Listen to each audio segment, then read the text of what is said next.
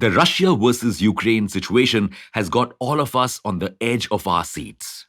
Nobody knows what major move the world powers are going to make next and how Russia will react to it. And most importantly, how disastrous will the situation be for all of us? Will this battle ultimately lead to a nuclear war? Well, there's one way to predict the answer to all of these questions: game theory. Welcome back to Revolution Read On, a daily podcast where we break down one story from the world of business and finance. Click on the subscribe button to never miss an update from us. Here's your story for today. Life is a multiplayer game. Everything is connected.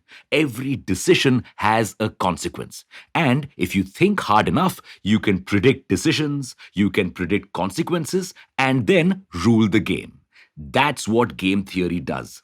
Let us explain using one of the most popular examples of game theory: prisoner's dilemma. Let's assume there are two prisoners who've been arrested for a crime. The police have no evidence against them, so they're both interrogated and asked to confess for a lesser sentence. Now, there are four consequences. A, none will confess and they'll both get a lighter sentence or might even go free. B, prisoner 1 will confess and get a lesser sentence, while prisoner 2 will get a harsher sentence.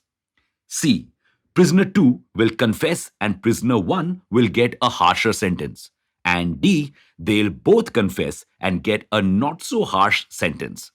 The trick here is each prisoner has to anticipate what the other is going to do. Their futures depend on each other. If they both anticipate that the other will not confess, once more. If they both anticipate that the other will confess, it's a win-win. But if one of them chooses to believe the other and is betrayed, they get a harsher sentence. Like the two prisoners, economists, strategists, and world leaders are all trying to anticipate each other's next move to understand what they should do next regarding the Russia-Ukraine crisis. They are all trying to use this theory to figure out the winning move. The whole world has turned into a giant poker table, and there's a lot at stake. And this whole scenario got us thinking, where else in our daily lives could we use game theory to make the best possible decisions? So let's look at some game theory use cases. Well, there are several economic scenarios that are currently playing out where game theory could be of tremendous help. For instance, India and the US could use game theory to finally decide when to raise interest rates. Raising interest rates has become important to control the rising inflation, and by how much. Several businesses have been forced to raise prices thanks to this inflation. Now, raising prices is always a risk. It can put customers off and send them to competitors. So, these businesses could and probably are using game theory to analyze their competitors' strategies and whether or not raising prices would be a good idea and or what the new price should be. But that's not all. Game theory also holds a lot of benefits for common folk like us.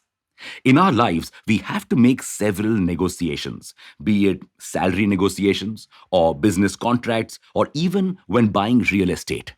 Here's where we can use game theory to make the right choices. Let's assume you're looking for a new job, and your new employer offers you a salary of 50,000 rupees. Now, you already earn 40,000 rupees, so you want 60,000 rupees from your new job. Now, being firm on this amount could cause you to lose the offer. So, you need to analyze how badly the new employer needs you. If your old employer will be ready to raise your existing salary to retain you, and many such factors while negotiating. This will help you get the best salary that you can and not lose any job prospects. Plus, game theory can also help you analyze your investments. By understanding the market behavior and other people's sentiments, you can take a call on when you should buy a particular stock or sell it. But obviously, this theory isn't foolproof.